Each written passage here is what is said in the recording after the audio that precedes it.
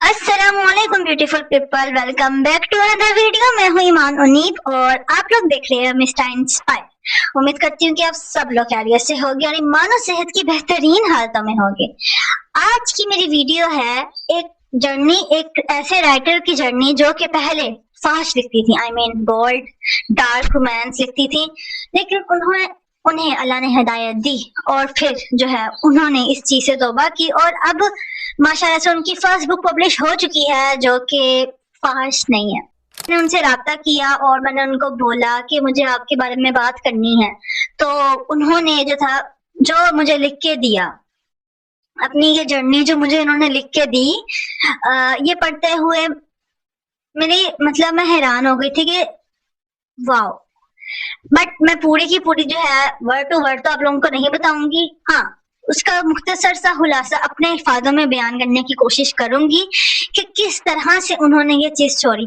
मैं बात कर रही हूँ राइटर वहीबा फातिमा की। आप में से बहुत से लोग उनको जानते होंगे। पहले हमने जो था राइटिंग जर्नी के बारे में बात की थी जो कि थी एमके की, बट आज हम बात करने वाले हैं जो कि एडिटर रह चुकी थी, एमके जो कि एडिटर रह चुकी थी अलीशा खान की। बट आज जिस हस्ती की हम बात कर रहे हैं, जिस राइटर की हम बात कर रहे हैं, वो खुद एक राइटर थी जिन्होंने ये काम लिखा और मतलब ये गुनाह भरा काम लिखा, बट अल्हम्दुलिल्लाह अल्लाह ने तौफीक दी और अब वो जो है अच्छा लिख रही हैं, मेयारी लिख रही हैं।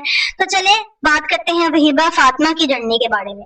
आप लोगों ने जो है इनका एक नॉवल बहुत मशहूर हुआ था, ब्लडी लव। आप लोग काफी लोग उनको जो है ना इस नॉवल के नाम से जानते होंगे। आज वो अपनी राइटिंग जर्नी हमसे शेयर करने वाली हैं। उनको जो था ना, अब मैंने तो सारा पढ़ लिया इसलिए मैं मुख्तसर अपने अल्फाजों में बयान करने वाली हूँ। उनको जो था ना बचपन से लिखने का शौक था और उन्होंने लिखा, बट वो रजिस्टर्ड कॉपीज पे जो है वो लिख के अपने पास सेव कर लिया। क्योंकि हर इंसान जो होता है अपने अंदर एक राइटर होता है। कुछ लोगों को जो है जर्नल लिखने का शौक होता है, कुछ अपने मोबाइल के नोट्स में अपने जो ख्यालात लिख रहे होते हैं और कुछ लोग उन्हीं ख्यालात को कहानी की शक्ल देकर एक पूरी नॉवल लिख देते हैं। तो उनको भी लिखने का शौक था, बट वो जिस जगह से बिलोंग करती थी वहां पर उन्हें नहीं पता था कि किस तरीके से जो है एक बकायदा कहानी लिख के आप पब्लिश करवा सकते हैं या फिर उसको जो है लोगों तक पहुंचा सकते हैं। खैर इसी कश्मकश में जब उनकी शादी हुई तो उनके हस्बैंड ने इजाजत दे दी कि आप अपने ख्वाबों को तकमील दो। माशाल्लाह से उनको काफी अच्छे सपोर्टिव हस्बैंड मिले। तो उन्होंने जो था फेसबुक मोबाइल जब उन्हें मिला, उन्होंने फेसबुक पे देखा कि यहाँ पे तो राइटर्स बहुत ज्यादा अलग दुनिया है और आप लोगों को पता है फेसबुक पे ज्यादातर राइटर जो है वो कौन से हैं। उन्होंने इसमें साफ लिखा हुआ अपनी राइटिंग जर्नी में कि तब जो था बहुत ज्यादा नाम चल रहा था और वो नाम था अरीशा का और भी बहुत से जो है फेमस बोल्ड राइटर्स का। तो उन्होंने जो था अपने लिखना शुरू किया और उसके बाद 2019 में उन्होंने जो था अपना फेसबुक पेज बनाया और उस पर जो है लिखना शुरू किया। बट फिर उन्होंने क्या किया कि उनको कहा गया थोड़ा और बोल्ड सीन लिखे। पहले उन्होंने लोगों का काम पढ़ा, अरीशा या इस तरह के बोल्ड राइटर्स का, फिर जो था उन्होंने अपनी कहानी में लिखा ये सोच के कि सब करें तो मैं क्यों नहीं। उन्होंने लिखा और उनको जो था लोगों ने पढ़ा। आप लोगों को पता है कि इस तरह की चीजें जो है आंखों को, नफ्स को ट्रैक करती हैं।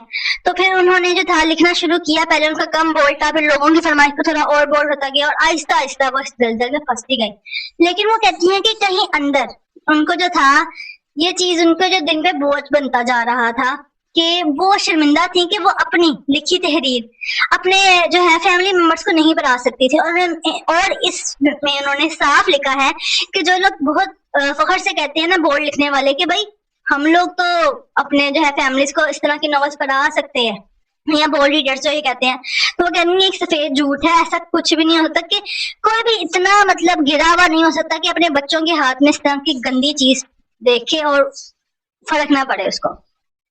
तो उन्होंने जो था उनके दिल पे बोझ बढ़ता गया। उन्होंने लगा कि उनकी जो है इबादत जो है वो कबूल होती भी है कि नहीं। जब अल्लाह ताला अपनी तरफ बुलाना चाहता है ना, तो इस तरह जब उसी इंसान को हिदायत मिलती है, वही बात जो हिदायत चाहता है। तो उन्होंने आहिस्ता आहिस्ता चीज से जो है तौबा की और हटने लग गई। बट उनकी देखा देखी उनकी एक फ्रेंड भी इस चीज में आ चुकी थी, तो अब उन्हें अपने साथ उनको भी जो था इस चीज से हटाना था। तो ये काफी लंबी जो थी उनकी जर्नी चलती गई और अल्हम्दुलिल्लाह वो इस चीज से निकल आई। अब वो कह रही हैं कि वो आहिस्ता आहिस्ता अपना जो पिछला काम था वो जगह जगह से जो है रिमूव कर रही हैं। मुकम्मल तौर पे नहीं हुआ लेकिन वो कर रही हैं। तो अब उनका ये कहना था कि लोग अभी भी उनको जो है उनके पुराने काम से जानते हैं, जिस चीज की वजह से तकलीफ होती है।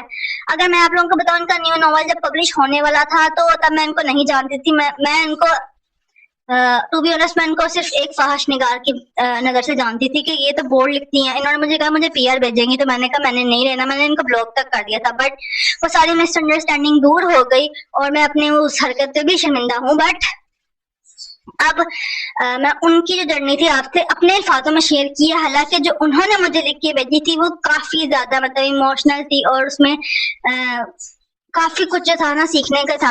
और इंशाल्लाह वो कह रही हैं कि उनकी जो ये सारी जर्नी है उस पर वो एक खूबसूरत जो है नॉवल भी लिखा जा सकता है और वो लिखेंगी भी। तो अल्लाह ताला ऐसे ही जब हिदायत देने पे आता है फिर देता है। तो बताने का सिर्फ यही मकसद था कि अगर एक बोर्ड लिखने वाला इतना फेमस बंदा इस चीज को छोड़ सकता है तो आप पढ़ने वाले क्यों नहीं छोड़ सकते। अगर हम सबको और एक मेयारी और अच्छी किताब लिखने और पढ़ने की तौफीक अता फरमाए। आज के लिए बस इतना ही था। उम्मीद है कि ये जो मैंने जर्नी आपसे बयान की है वहीबा फातिमा की, आप लोगों को इससे कुछ सीखने को मिला हो। और इंशाल्लाह अगर आप में से किसी ने मतलब आप लोगों की लाइफ में आप में किसी ने भी जो है इस चीज को छोड़ के पहले बोर्ड रीडर्स या राइटर रह चुके हो, तौबा की और अब ठीक रास्ते पे हो, तो आप लोग भी मुझसे अपनी जर्नी शेयर कर सकते हो। तो बस आज के लिए इतना ही है। उम्मीद है कि आप लोगों को ये वीडियो अच्छी लगी होगी। मिलती हूँ आपसे नेक्स्ट वीडियो में। दुआ में याद रखें। अल्लाह हाफिज।